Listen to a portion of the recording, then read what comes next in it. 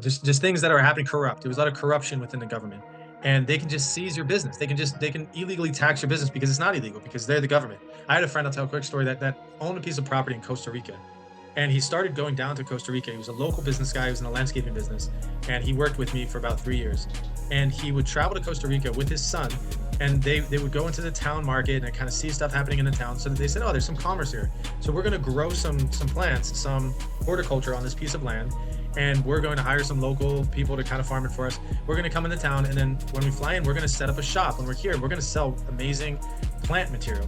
And so they did it. They went a couple times to the town and they sold some stuff and they made a couple $100. And like the fourth or fifth time they went, they were confronted by essentially what would be like a mobster. And the mobster said, "Hey, nice to meet you. See that you're here in town, and no problem. Just want to let you know that if you're going to sell stuff around here, that you're going to have to pay me. Like I take 20% of everything you make. So just go ahead and pay me, and we'll be good." And so he was like, "No, like there's no chance of doing that." And like it was a big no for him.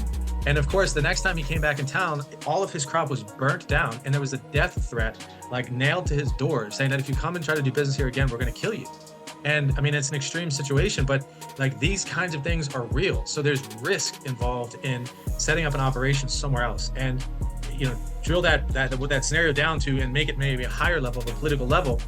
Governments are corrupt. Governments can do things that could potentially put your business at risk. And certainly, for instance, like tariffs on China, and that's a political risk. That if you are importing things from China, or even if you have a business in China that's importing to the United States, that's not a good thing.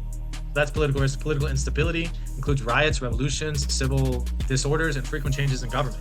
These are things to take into consideration the risk factors involved with doing business globally.